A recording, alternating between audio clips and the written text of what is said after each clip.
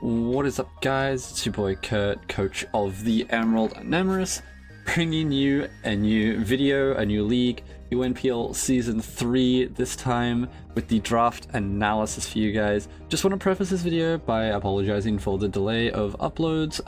My LET video is going to be up this Friday. I think it is. No, it's next Friday, because we had a bye week in LET, so my video is slightly delayed. So this video is an interim video, and to explain why that, but also to introduce the new league that me and my homie, it's Danny Mac, are running. So without further ado, I'm just gonna go straight into the first Pokemon. And that first Pokemon that we have is going to be Ursulin Blood Moon. This was my round 1 pick. I was 3rd pick overall in the draft, so I got to have something really cool. So Mind's Eye is a really cool ability. It's basically Scrappy, but specifically designed for this Pokemon. And just the design of this Pokemon is such a cool design. Its typing of ground normal is really good defensively. Being an electric immunity, of course, and a ghost immunity, of course. Its stat spread not amazing, especially, which is what a lot of special attackers are. So it's going to be very much a matter of how I play this Pokemon, and I'm really excited to play with this Pokemon. And there's a lot of supporting Pokemon that I have drafted for this thing that hopefully I can actually make some work. Base 135 special attack is nothing to scoff at.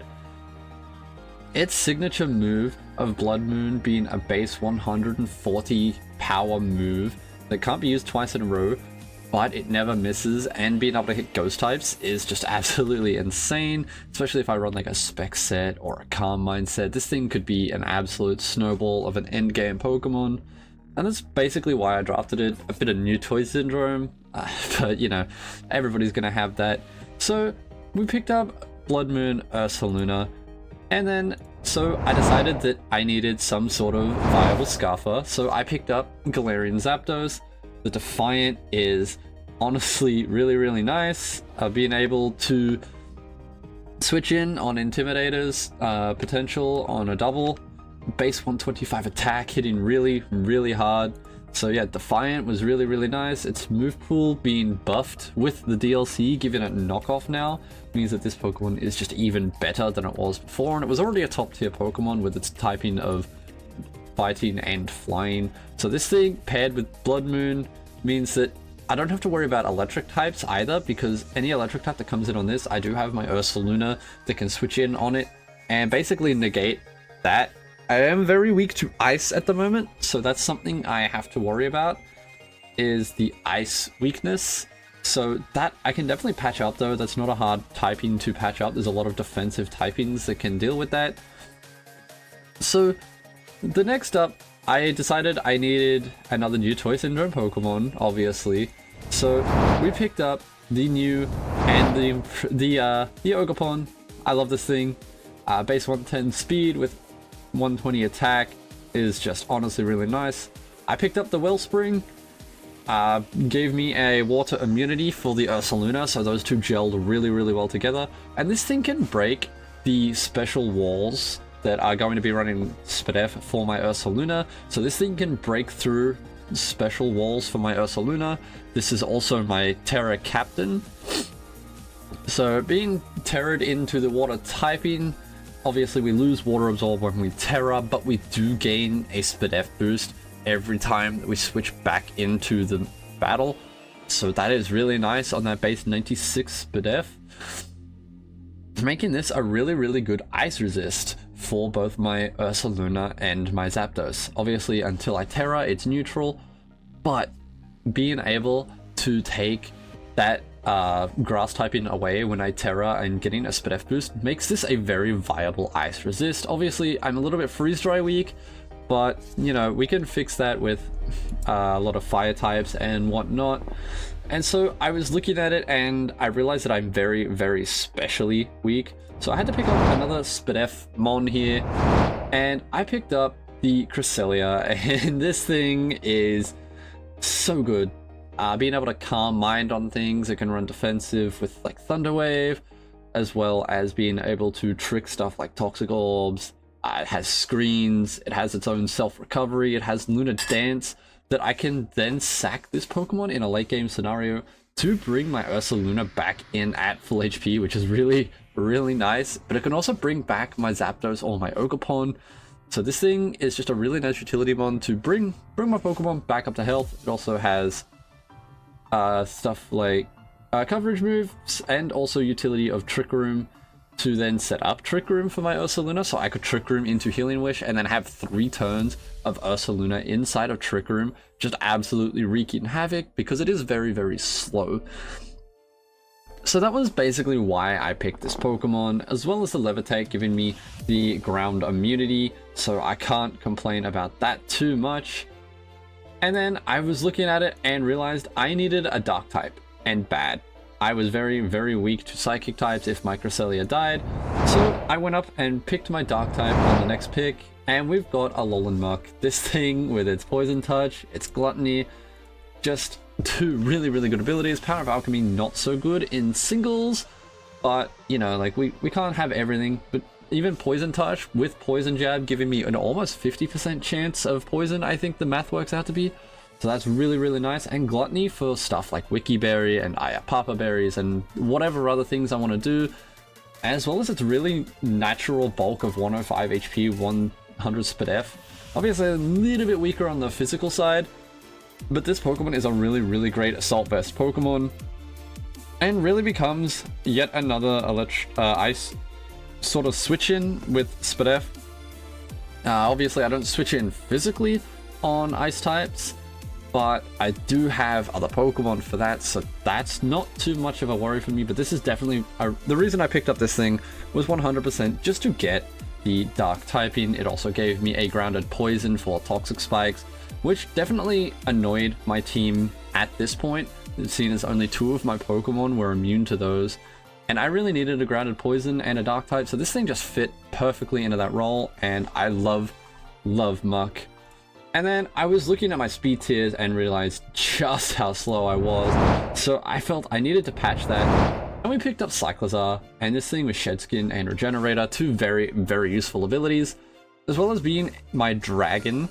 So this thing is now part of my Dragon Fairy Steel Core, and with Regen being able to just pivot around with stuff like a Jetpack Draco, U-turn, base 121 speed, being faster than a lot of the Pokemon in the metagame. Cyclizar is just a really, really good Pokemon for me. And its utility move pool of Spin and Knockoff and stuff like that, as well as, you know, like being able to get fast taunts off. It's relatively bulky with an Assault Vest, so it can be a Assault Vest with U-turn to just sort of be a sponge as resist hit-in for fire types and electric types and water types and all that kind of stuff. And its stats, obviously not the most offensive or defensive, but this Pokemon is just a really nice sort of glue Pokemon, as it also has Shift Gear, so like it could technically be offensive if I really wanted to go down that route. So Cyclizar really, really fit onto this team well. And then I decided that I needed to finish my Dragon Fairy Steel Core as soon as possible, and the perfect Pokemon just popped up, and I picked up young Tinker Chad the Tinkerton, and this thing has so much utility in the way of rocks, Fake Out, Thunder Wave, screens. It has Swords Dance as well as like Knock for utility. A signature move, Gigaton Hammer, being base 160 power, just hits so hard if I can run a Swords Dance set some week. It has Brick Break for screens and the potential Veil that we may run into this season, which could be annoying, so being able to break screens is really nice. Its move pool isn't insane, but it's really, really nice for what it is. And being able to have a Rocker, as well as a way to get Fake Out priority, Encore utility to stop setup, just a lot of really, really cool tools with screens, all that kind of stuff. So I really felt that Tinkerton fit this team well. It was another Speed F Mon. And then looking more at the team, I realized that my only spinner was Cyclizar, so I decided I had to patch that, and we picked up more Pico. I love this thing. Hunger Switch is such a cool ability, and its new signature move got a buff, and it is now a base 110 power move that boosts speed. So Aura Wheel is disgustingly good with Hunger Switch, And it's a lot of mind games for people to try and play around. They've got to try and protect, play around. This thing also got access to stuff like Outrage. It's got Nasty Plot. Just a lot of cool stuff. It's a Super Fang. It's got a relatively fast Taunt with Aura Wheels on the side. It's got Fake Out utility. It's got Pivoting Momentum with Volt Switch. So this paired with Cyclizar gives me a nice Volt Turn Core as well as Zapdos.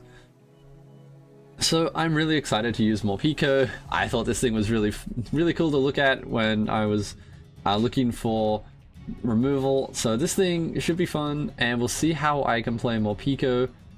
And then next we have, you know, just technically sort of new Toy Syndrome with Ursaring now being able to hold the Eviolite. Yes, I have Ursaluna and Ursaring. I just wanted to have fun with Ursaring. This is my second Terra Captain of 2. And this thing is really cool. Base 130 attack with Guts, being able to switch in on Will-O-Wisps and stuff as a status absorber, or Quick Feet to then get the speed boost on that, which is really nice. So being able to ignore the para stat drop, so like if I'm running against a static team, this thing could be a nice way to scout for statics, and then running Facade as well as Bulk Up. And it does get access to stuff like Seed Bomb and Trailblaze, as well as Yawn, and a really cool utility move pool that I don't think really gets touched on very much. It does have stuff like Scary Face to play speed control if I really wanted to before I go down. It has Yawn, Sword Stance, Taunt. It does have Protect. It has a really diverse physical move pool, so that I'm really excited about. Ursaring is going to be very strong for my team. And then Unnerve being able to get rid of the berries that potentially may be held, so that it can just sort of clean up late game. So this could be a nice late game cleanup, but it could also be a really nice bulky pivot with Eviolite now. So Ursaring getting a really nice buff with the Ursaluna being available. And then I needed more hazards. I really needed more hazards. I only had rocks. So we picked up your boy Spydops, and Spydops looks like so much fun here. Being able to get access to webs, spikes, toxic spikes, all that kind of stuff. I'm really excited to use the Spydops. This thing looks like so much fun. Stakeout is such a cool ability. Being forced, if you force a psychic type to switch, if you click First Impression, getting the double power and doing just a big chunk of damage to the opposing Pokemon. I think it's double power. No, my attack stat is doubled, so I go from 79 to well over 150 attack on the First Impression that is base 90 power, or Leech Life being able to recover really nicely. So this Pokemon really nice for Stakeout, Insomnia being immune to sleep.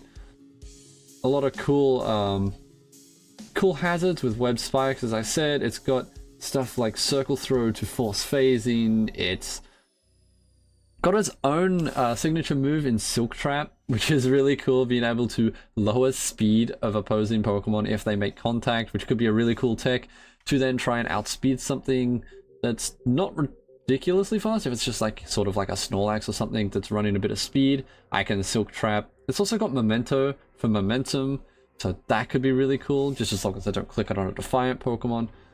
And then to round off the draft, I had a whole bunch of points left over. This Pokemon was still sitting on the board, so instead of going for more Pokemon, I decided I would get another fast physical offensive threat, and I picked up Cinderace. Even with the Libero nerf of only being able to change typing once, being able to click U-turn and get a typing change, as well as being able to court change and become a normal type, and just things like that, super cool. Stab, high jump kicks if I click that, all that kind of stuff. This Pokemon is really good.